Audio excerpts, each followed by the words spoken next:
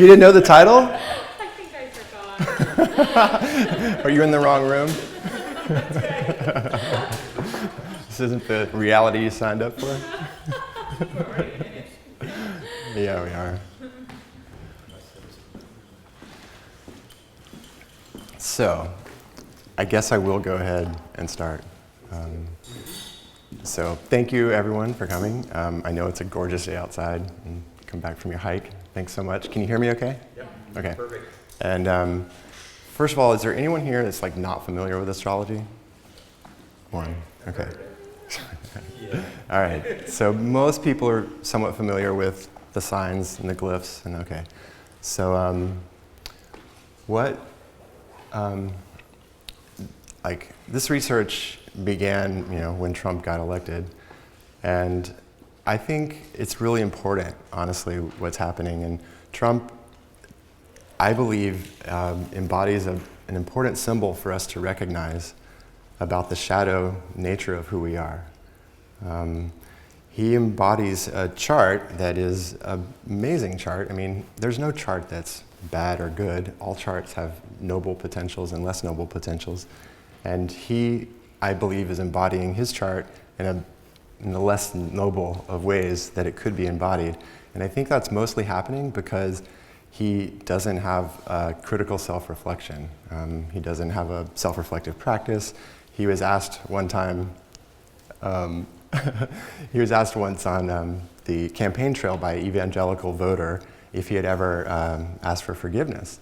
And he said no, that he didn't feel as though he had done anything that he needed to be forgiven for. So I thought that was a pretty clear sign of his lack of self-reflection. And what I believe we can see in his chart, well, actually I'm gonna, oh, come on, this won't work. Yay. Okay, first of all, this is a tweet from 2013. I'm not sure why I put it first, but just take it in. Do you think Putin will be going to the Miss Universe pageant in November in Moscow? If so, will he become my new best friend? This is in 2013, and I'm just showing this sounds like a junior high school maybe, I don't know. But anyway, so this is Donald Trump's natal chart. And he's born with the sun in a conjunction with the planet Uranus, and it's in a trine to Jupiter. It's in an opposition to the moon, and it's on the nodes. This is the north node, this is the south node. And what that means is that he was actually born a few hours before a lunar eclipse. And the moon represents the relational part of who we are. It's how we relate to the world. It's the mother-child dyad. It's our initial template upon which all our other relationships are built. And from my understanding, which is very little actually about his actual biography and relationship to his mother, is that there wasn't much of one, that there was a void there on some level. And that fits in the sense that literally the moon was in the shadow of the earth within a few hours of his birth. And honestly, I think we can kind of say that his primary wound is a relational wound. It seems as though he identifies himself as separate from everything and everyone, and more important ultimately. And it seems to be what enables him to criticize everyone except for Ivanka, it seems. It's like he sees himself as completely separate and treats the world as such. And what I think we can also see here is that the Sun-Uranus part of his being is the erratic nature. And in its high level, Uranus is genius, and there's a certain genius quality to his ability to connect with people. But in its shadow side, it's got an erratic dimension that's unpredictable and not necessarily Saturnian constrained. Another really important aspect of his chart is that Jupiter is the planet of success and growth and magnification. And it's in a trine to the Sun and Uranus. And what this seems to indicate in his being is Jupiter is inflating the sense of self. The Sun relates to one's identity, one's ego, and Jupiter is in its shadow form, it's arrogance and hubris and inflation. And when this Jupiter in a trine to the sun, I mean, generally you would think this is a really supportive aspect. Jupiter is supportive, magnanimous, and generous in its noble expression, but in its shadow expression, it's selfish, self-oriented, and superiority complex. And so it seems as though this is, I go back to where I said in the beginning, he seems to be embodying the shadow dimensions of most of these aspects. This chart could be expressed in highly noble ways, and it doesn't seem to be, and that's, again, my bias. But another really important part of his chart is that he's born with Mars rising. This is the rising point in the chart, meaning what was dawning at that moment of his birth. Like if he was born at dawn, the sun would be here. But he's born with Mars rising, and Mars is our assertive warrior part of who we are. It's the aggressive, instinctual, combative, potentially, assertive, and it's the part of him that's reactionary, that reacts to whatever, slight he seems to have interpreted as a slight to himself. And what makes it particularly intense and vicious, in a sense, is that Pluto is at the exact midpoint of Saturn and Mars. So Pluto is the depth of who we are, it's the instincts, and it intensifies everything. And Saturn is like the judge, the critic. And together, you get harsh judgment often, and with Mars, it's got an even more aggressive bent to it. The other aspect, or another really important dimension of the Saturn-Pluto qualities are the tendency for psychological splitting, where Saturn represents the boundaries, and Pluto potentially what we see as evil or think of as evil or what we're trying to repress. And so the Saturnian boundaries get intensified in people's charts that have it, and then they tend to often, not always, but identify the good, what's on inside of the boundaries, and project the evil, the Plutonic, onto what's outside of the boundaries. And we're actually in a period, a Saturn-Pluto period now, and you can see it manifesting from everything from like the Brexit and like the retraction of governments and the more nationalistic movements and more fortified boundaries and othering and the immigration issues and the border wall, and all of those things are Saturn-Pluto phenomena in the shadow sense. There's also really noble things like the Me Too movement. Actually, is a noble expression of the Saturn-Pluto, which actually happened right before the election in October. It's when it first started. The other really important aspect of his chart that we see flourishing every day is the fact that he has Mercury in a square to Neptune. So Mercury is the mind and the way we communicate and the way we think, and Neptune's the imagination. It's the image. It's the stream and flow of consciousness. It's our ideal reality. But Saturn is the real, it's the consensus reality. It's what everyone agrees upon is real. Neptune is your own personal reality, your own personal stream and flow of consciousness. It can be the whole, but Neptune is what you can see or what you imagine often. And unfortunately, it seems the way it's coming through in his life is the pathological lying, the inability to stick to a Saturnian coherent narrative. He gets lost in his own imagination. He believes his own lies. So that seems to be a big part of what we're, kind of like the gaslighting that we're experiencing, where he's basically saying, he's even said direct things like, what you're reading in the newspapers isn't real. Like, that's the lies, and what I'm telling you is the truth. So it's like what he's trying to get us to believe his narrative in spite of the facts that we're all seeing. So I think something that is really interesting about this, secondary to that, is that Chiron is in a conjunction with Jupiter and trine to the Sun and Uranus. And it's interesting, Chiron is a comet asteroid that was discovered in 1977. It orbits in between Saturn and Uranus, and it correlates to the wounded healer. And I actually believe that it fits him. He's deeply wounded, and I actually feel like he's performing a healing function for the collective.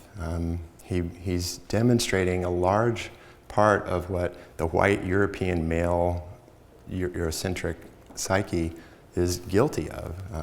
Superiority complex, supremacy, racism, all these things are a large, they're a big part of the shadow of the white European American male identity.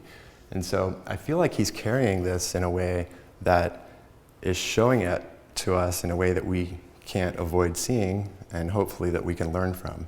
And I think some of these events that we're about to look at will help us recognize that. So one other thing I wanted to show is that he's born, all of the planets that he has, they're in either fire signs, air signs, or water signs, and he has no planets in Earth. And I just thought that was really interesting for how ungrounded he is. It's just all over the place, you know, it's never like centered. And then there's also the fact that Pluto, I mentioned that Pluto is in the midpoint of Saturn and Mars, but it's also in a semi-square to the Sun. It's just 2 degrees. This is a 2-degree semi-square between Pluto and the Sun. So that intensifies his, the sense for power and the domineering capacities.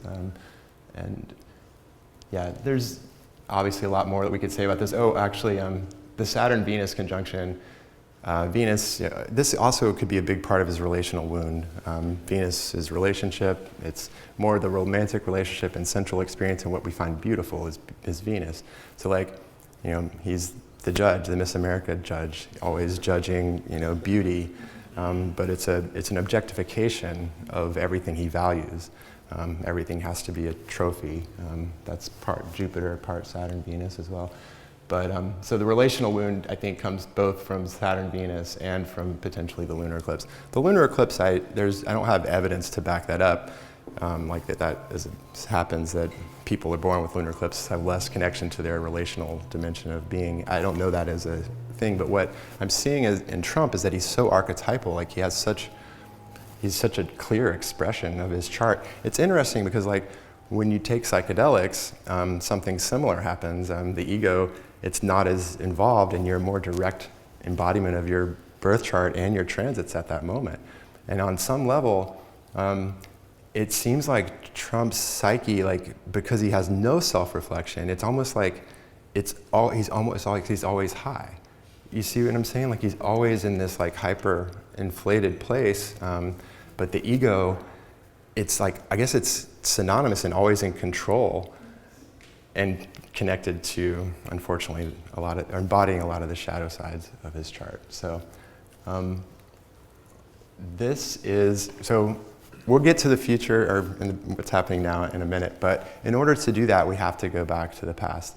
When I do personal readings, I give a questionnaire for people to list important events that happen in their life.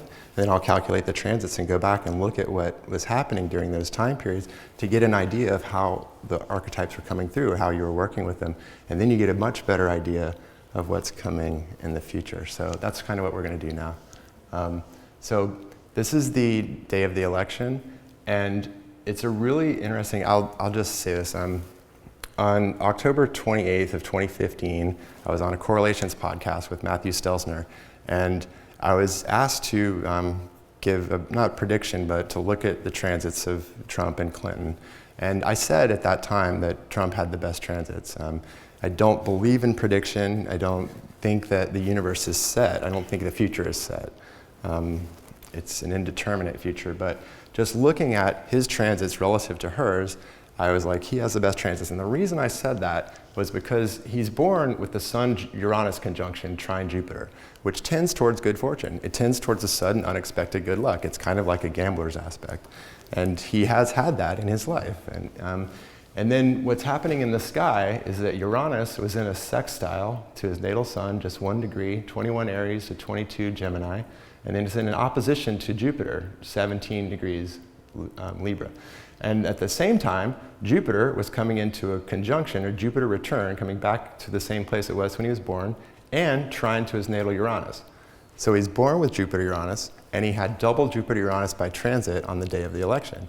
And what happened? It was a sudden, unexpected surprise win that no one was expecting. It completely fits, you know? Not that I predicted it, but but I did. I mean, okay, but on the night of the election, I was not thinking that. Yeah. I was thinking the polls. I mean, we had just come back from Esalen. I wasn't in tune with it as much, and I was just like, no, I think she's going to win, just because I didn't believe America was that, naive. But, if I had thought back a little thoroughly and been like, wait a minute, this is a coin toss, so. But anyway, I think I covered most of that. Oh, but this is also what was happening. There were double Saturn-Uranus transits. He had Saturn opposite Uranus, and Uranus square to natal Saturn. And you see that often with like the rug being pulled out from one. The sudden unexpected collapse of structures, like Saturn is the structure, and the sudden unexpected is Uranus, and it collapses and it comes out from underneath you. And this actually happened over and over again through the campaign. The Khan comments, the Access Hollywood tapes, all these different things that like it seemed like it was about to just crumble, but then it didn't. So both of these things were happening throughout the campaign. And actually, he experienced the win as a crisis, as a problem. Right, unexpected, and then he was crisis. That's right. That's a great point. Yeah. You wanted to stay home and watch TV? Remember that? She had. He knew he wasn't prepared to do it. Yeah. Right. He didn't want to live in the White House compared to his Right. plan. Right. And his whole plan was to increase his monetization of Trump. a Fox News kind of network Right. and other things that the Trump name could expand with. Right. Yeah. So even he was surprised by his election. And this is interesting because this is Vladimir Putin's transits for the election, and he's born with Jupiter in a square to Pluto, and Pluto's on the south node, so potentially a lot of power in the past there. But Jupiter square Pluto, it tends towards power. A lot of the wealthiest people on the planet have Jupiter-Pluto, tends towards a very ambitious, like Pluto's ambition, and Jupiter expands it. And then on the day of the election, Jupiter was conjoining his natal sun. So who won the election? Putin did, kind of. So, so this is his first real mistake. Basically, in May of 2017, James Comey is the head of the FBI, and he was in charge of the investigation that was investigating the Russian collusion. I'm assuming you all know the basic story of what's going on, okay? So what happened was this was May 9th of 2017, Saturn was opposing his natal sun. It was just 4 degrees from opposition, and it was conjoining his moon. And in the sky, there was a Mercury-Uranus conjunction, but Mercury was square to his natal Saturn. And you often see with Mercury-Saturn alignments like mistakes of the mind, decisions that you regret, that come back to haunt you with Saturn, that last a long time. Enduring qualities of Saturn take hold with the decision that is made. And it seems as though it was a giant, big mistake that led to the special counsel and the Russian investigation. So the other thing that's happening, this is really important, is Pluto is beginning to oppose his natal Saturn. This is a 3-year transit, 3.5-year transit. So he's really just beginning it at this point, and he's going to be going through it for the next 2 years. And I'll get more into that in just a second. We'll cover it. It'll be great. Okay, so there is an eclipse, and the Great American Eclipse, August 21st, 2017. And this was the path of the eclipse. Dale O'Brien recognized that it actually started in Lincoln City, Oregon, as in Abraham Lincoln, and it went through Lincoln, Nebraska, and then ended in Fort Sumter, South Carolina, which is where the Civil War began. And this was 10 days, real quick, this is his transit, so this is the eclipse on his Mars, on his ascendant. I'll go right back to it. This was 10 days after Charlottesville. So the Charlottesville incident, if you don't know, was a white nationalist protest, or a white nationalist rally that got a protest the next day, and then some of the white nationalists charged a car into the protest and killed a woman, injured lots of people. And Donald Trump came out and said there were good people on both sides, equating the white nationalist to the protesters of the white nationalists. And he's never been able to live this down. People are still highly angry about his equating. And I think he's even said at some point, I think he said that he did it on purpose on some level. He knew that it would charge up the base. I'm not sure where I read that, but I did read that somewhere recently. But anyway. He never makes mistakes. Right. So this was the path of the eclipse. This is where it took place. And this was the Charlottesville incident just 10 days prior. And look at Mars in the sky was conjoining his natal Pluto. So basically what he's doing is he's sanctioning the violent rhetoric, if not actual violence, of white nationalists against any foreign people or anyone we don't like. And it's interesting also that Saturn was on his moon, opposite the sun, really tight, but the relational field and Saturn being the judge and causing division. I mean, he's highlighted the divisions in America and within us as a nation in so many ways.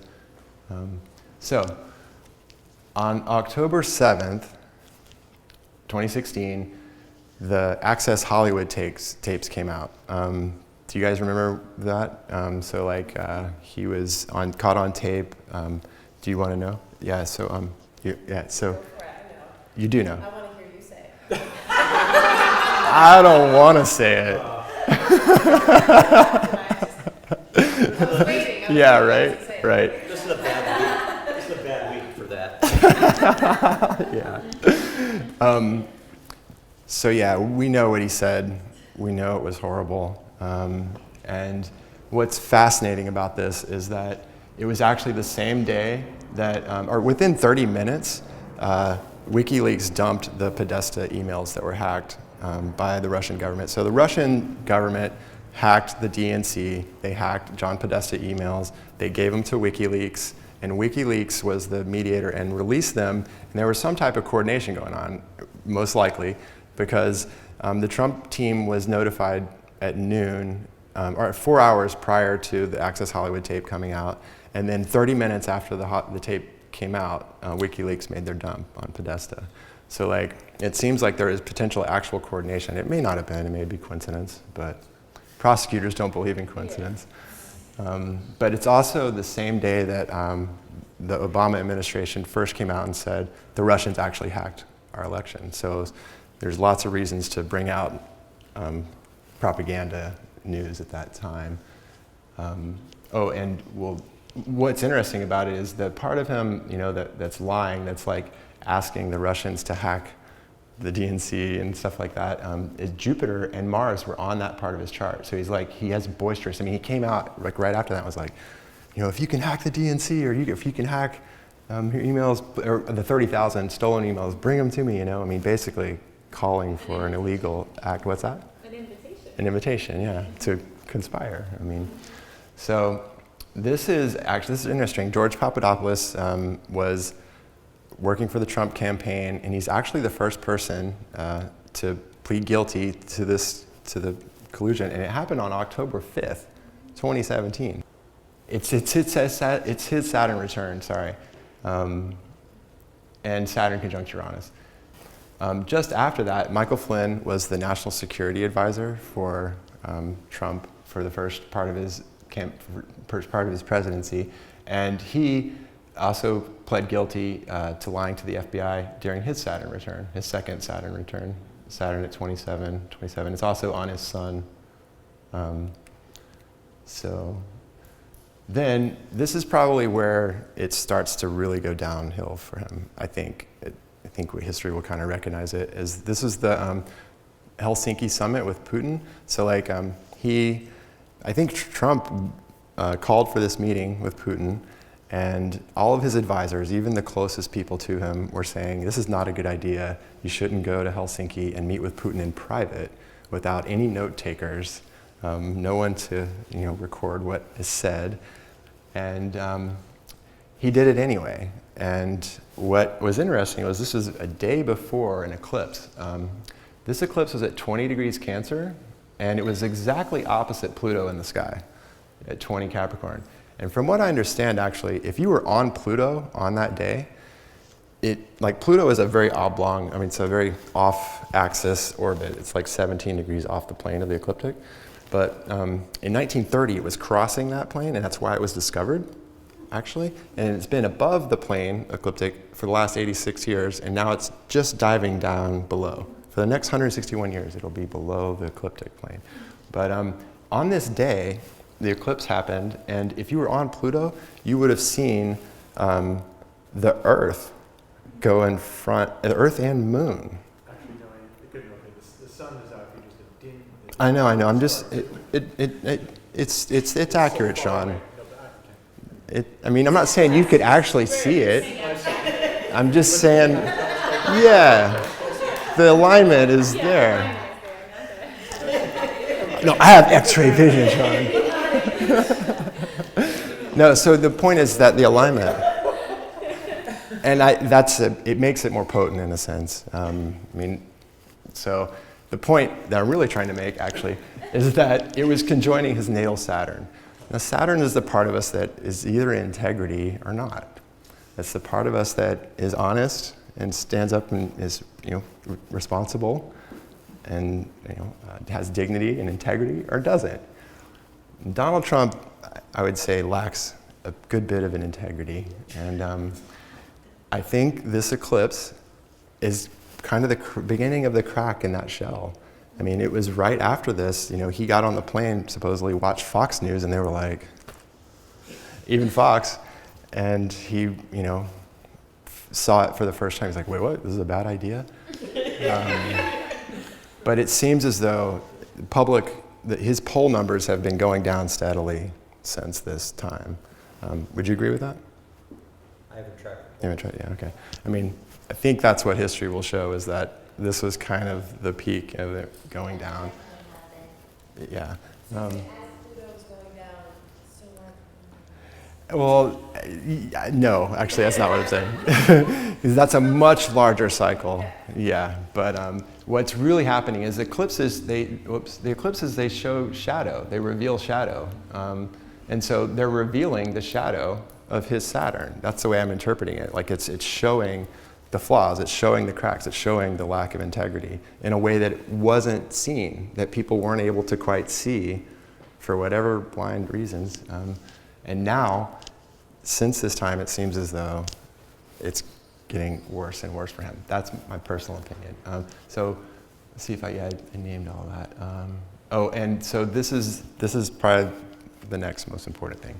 Saturn in the sky has been opposite his natal Mercury and square his natal Neptune for the past little while, for the past almost a year, I think. So what this represents is that Saturn again is consensus reality. It's the law, it's judgment, it's the truth, and it's in opposition to the part of his chart that's lying. That's the pathological lion that can't keep the facts straight. And Saturn is showing that. It's bringing to account, public account, his lack of ability to have integrity. So this is Michael Cohen. He was his personal lawyer, has lots of dirt on Trump, and he pled guilty on August 21st. That's the anniversary of the eclipse. And Saturn was conjoining his moon. This is a noon chart. We don't know the moon. It could be 7 degrees either way, but it's closely to that. And then it's square to his natal Saturn. So Saturn, again, with integrity. It's also career and the way you work in the world. So Michael Cohen had a corrupt lifestyle, corrupt career as a lawyer with Donald Trump, and this is where that shadow kind of became revealed, the corruptness of, it's like when you go through Saturn square, Saturn transits to itself, like it's the times where, are you in your integrity? Are you, in your life of your career and work, where have you been with that? Is it in line? Is it sound? Has the foundation solid? Or are they not as solid as they should be? So this is Paul Manafort, who was also, he was the campaign chair all during the Russian part that was when they were most likely conspiring with the Russians. And Manafort he's convicted of all sorts of embezzlement, and it wasn't the defrauding the United States, but what's interesting is that he's born with Sun, Mars, and Mercury in a big quadruple conjunction with Venus, and Saturn in the sky was square to his natal Sun and Mercury. Saturn had gone all the way to 9 Capricorn prior to this, and then moved back to 2 and stationed square to his Mercury. So it's calling to account again his mind, his decisions, things that he was doing. So they actually happened on the same day, serendipitously or coincidentally. And interesting, like I said, August 21st, the sun was on his Mars again. Saturn, moon conjunction opposite his natal Mercury. So this is where I'm going to make some parallels. This is Richard Nixon's chart. He's born with Mercury-Jupiter conjunction. It's opposite Pluto. And in Nixon's life, his Mercury was more of a ambitious Mercury. It's a corrupt Mercury. It was a paranoid. He was, thinking the Democrats, whatever. It's like more of that type of mentality, which is a Mercury-Pluto phenomenon. And what happened when the 7 indictments came down in March of 1974 that led to the Watergate hearings and impeachment, Saturn was conjoining his natal Pluto and opposite his natal Mercury. It was also the beginning of a Saturn-Pluto square in the sky. So the 73 to 75 period is a Saturn-Pluto square, and that also matches up with where we are today. We're in a Saturn-Pluto conjunction, potentially the constitutional crisis, Saturn, the Constitution. So that happened then, and it's interesting that Saturn was on his Pluto, was opposite his natal Mercury, again, calling to account Richard Nixon's decisions, the way he was making decisions to break into the Watergate Hotel or whatever. So that seems to be really interesting with, again, parallel with what's happening today. So this is really interesting. That what we're seeing on the inside here is Donald Trump's natal chart, what we're just looking at. And this is Robert Mueller's natal chart on the outside. And look at where his Saturn is. Right on Donald Trump's Mercury.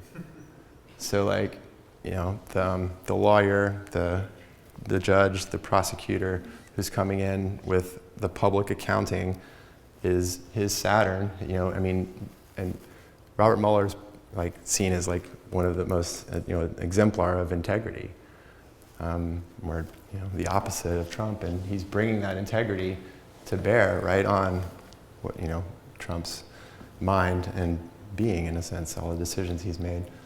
He's born with the Saturn square Neptune. One of the ways that can come through is precisely calling illusion and deception and propaganda and revealing it. Like people like John Stewart, for example, who's got just constantly showing, okay, here's the propaganda, here's the spin, and here's what's really happening. Here's what they also said. That kind of thing. Right. It's a very it's a classic truth-telling, revealing of the deception kind of aspect that Mueller's got. Right. So does that make sense? Mueller has Saturn square Neptune in his natal chart. That's what he was referring to. So what it's going to show is, let's see if I can make this happen.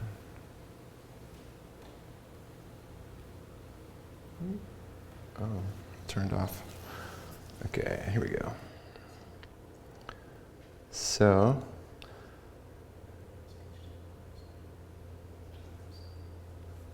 okay. So this is Donald Trump's natal chart on the inside, and this is where the planets are today on the outside. So what I've been kind of mentioning and saying and seeing a lot is that Saturn here. I'll go back. I'll do this in months. So if you go back, we're going to watch Saturn here. It's going to go back to 9 and then stop. So Saturn goes back to 9 and stations in opposition to his natal Mercury. This is back in April.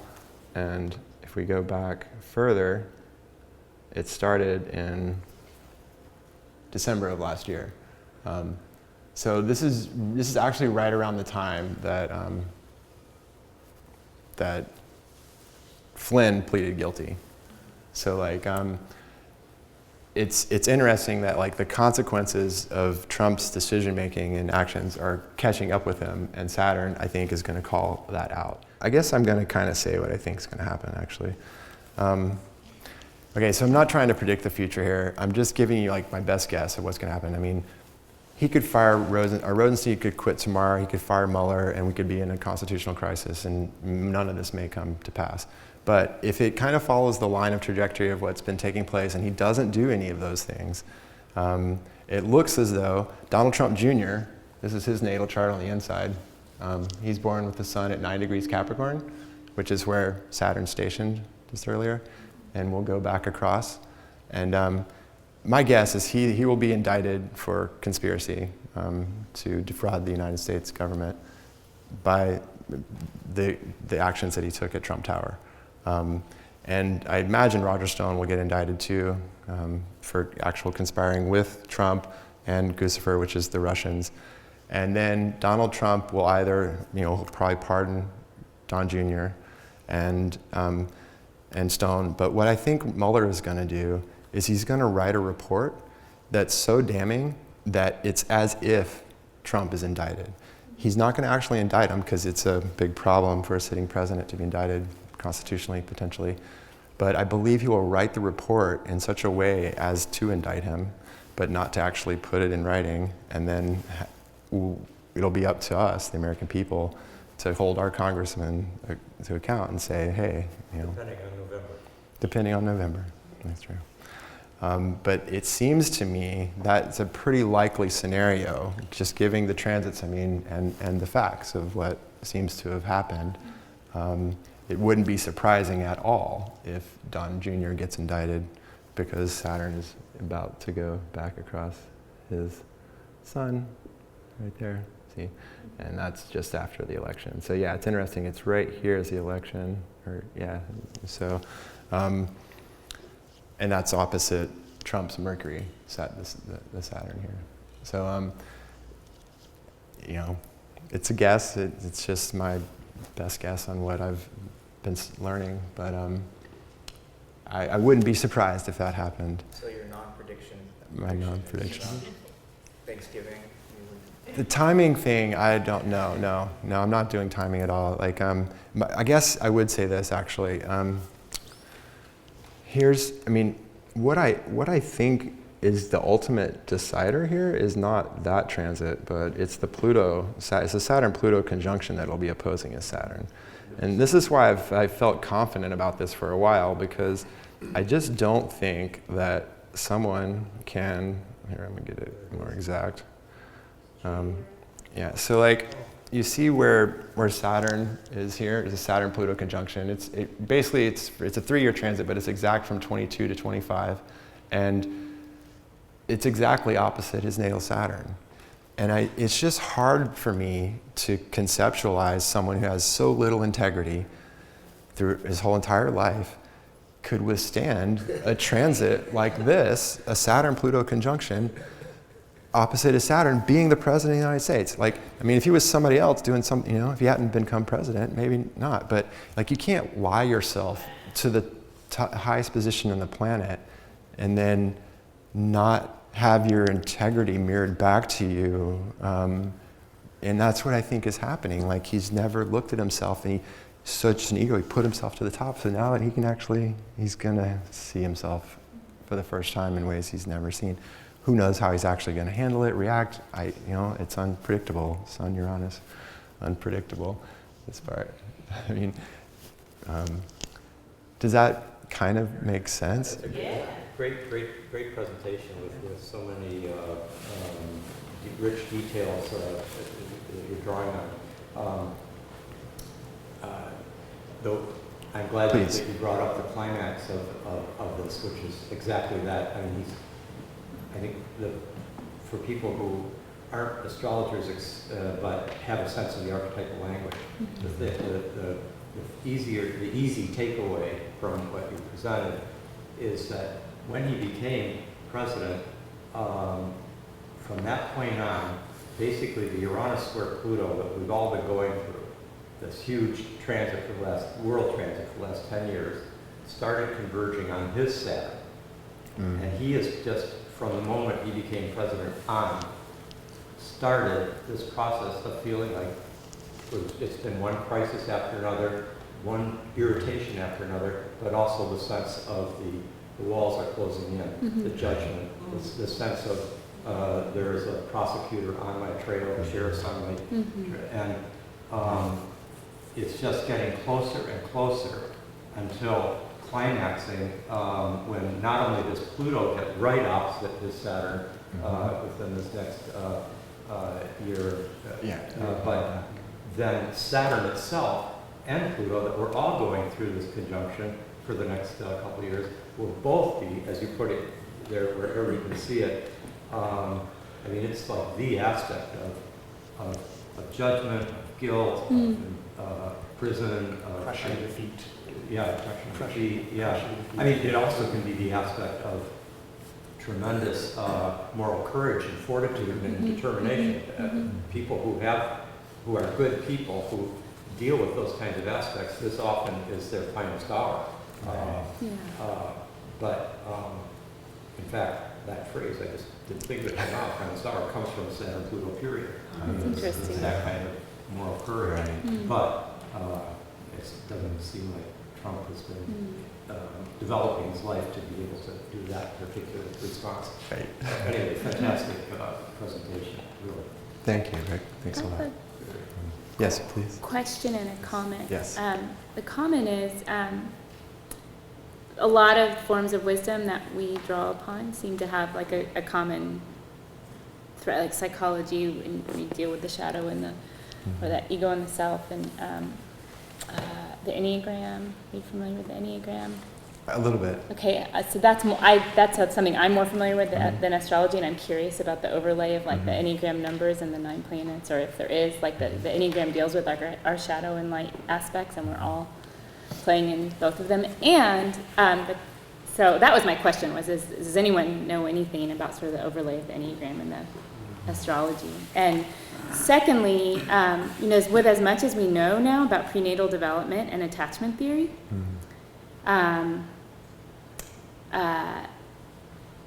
So I'll tell a story. My middle son, who is also my adopted son, whose prenatal experience was very stressful, came into the world stressed. Okay, there is a chance to heal that, right? Like, and we hope that he's in a decent enough situation and family with my husband and I and our other 2 kids that we will help him heal that, or that will provide the landing place. But he said to me once, "Mommy, which he also said, Mommy, the only thing I like about Mr. Trump is his fancy hair." But he said to me, "Mommy, why is Mr. Trump so mean to girls?" And I said, "I don't know, baby. I don't know. I don't think anyone ever taught him that, girls are worthy of his kindness." And he said, "Somebody needs to tell his mommy." And I said, you're right. Like I said, but the problem is I don't think he had a positive attachment to a caregiver, right? And I reading your epilogue of the birth trauma, right? Birth is a trauma, and what happens when the prenatal experience is also traumatic, right? It's not always unitive. It's not always safe. Yeah. And I'm thinking, Donald Trump has been bathing in cortisol his whole fucking life, right? Like, he's been operating out of fight, out of fear, out of that place of the lizard brain, and that's, like his most. Again, potentially a lunar shadow. Yeah, so in the shadow, and we all have the possibility to heal that, right? Absolutely. Because we have the light and the shadow, but it's so, and I see it in teens that I work with, right, who have had chronic stress. And even one of the wealthiest people on the planet can have chronic stress that just builds that up in his system. It's the only part of me that can go, okay, I can empathize with that. As a baby, he didn't get what he needed. Right, and I think that's the window in, honestly. Yeah. Like, I started this project, completely repulsed by him in so many ways, but like, I realized, halfway through it that like my repulsion is because of my own shadow. It's like, it's the shadow narcissist in me. It's the shadow arrogant, hubristic side of myself that is repulsed by his shadow. Yeah, exactly. And so like, when I had that shift, I was like, okay, this is really profound, and it shifted. I'm no longer laughing at him. I'm crying for him. I'm sad. You know, like it's what's that? Poor baby. Yeah, exactly. I mean, and ultimately it seems as though in order for us to get out of the situation as, you know, least conflict as possible, we need to be able to hold up as compassionate a mirror to him as possible, because he doesn't seem, you know, like backing down is not part of his MO.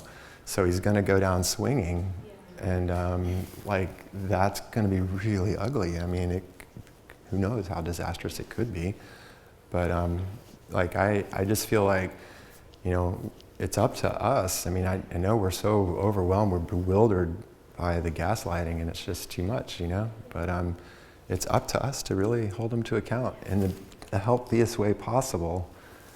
I don't know what that is, but do you have a question, Paul? The natal chart, the trine, Jupiter with Sun, Uranus. Is that all surprising to you that there would be a trine as opposed to a square? Yeah, it is. That like, as far as, that's exactly right. It's a good point, because it's like you would generally tend to think that a Jupiter trine Sun is more of the beneficiary side of the aspect. You do see more of the square. I have the square, Sun square Jupiter, and that's what I'm saying, a challenge by arrogance and inflation and hubris and all that. And it feels like a challenge for me. But with the trine, you don't necessarily see it manifest that way. But I think it goes back to his lack of critical self-reflection. He doesn't have to embody it that way, but he is, because he's not doing critical self-reflection. It's narcissistic self-reflection that he's always engaged in. It's an uplift, you know, I'm perfect, rather than what's wrong with me, you know? Like, Can I add something to that? Please. I know that I'm partly responsible for giving an impression of you know, like the soft aspects, the harmonious aspects, trine sextile, having that more a proclivity for benign consequences, and then the squares and oppositions, and, you know, any hard aspect for the problematic. And you know, the more I've studied more cases, etc. Like Stalin's born with Jupiter trine Neptune, for example. There are so many cases where the trine just, in some ways, makes it easier for that. Like Jupiter trine Sun can just be kind of like one lucky thing after another, or good fortune happening, or continual flowing of wealth coming in one's directions, even though one's got, you know, he's got Jupiter square Saturn. He's had one bankruptcy after another, etc. But, you know, he's Mr. Trump. And I think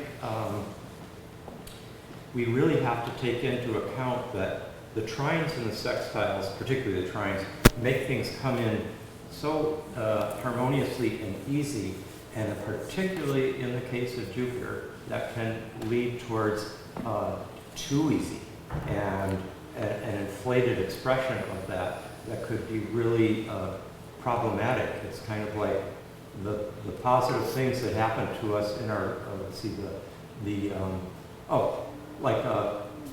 winning the lottery.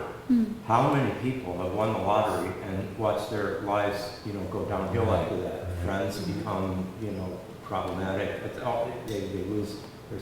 So I just wanted to, in the same way, squares and oppositions are continually the kinds of things that you see in the charts of people who they work with it. It's been challenging at times, but by no means has it come through in a way that was malign or malevolent, but rather, and eventually it's something that they're working with very benignly and benevolently. Well, yeah, because they're forced to bring reflexivity to it. Yeah, Right. yeah. So reflexivity and a kind of level of moral engagement. I mean, that's the key. And the astrology doesn't give us how much reflexivity or the moral quality of the Right. person. That's perfect, Rick. And I remember you often used to say that it was more important that any two planets were in aspect versus what aspect it is. Yeah. And I totally agree with that. And it's a good example of Yeah, really, it's how a it classic is. example. What a chart. I mean, it's a very lucky chart.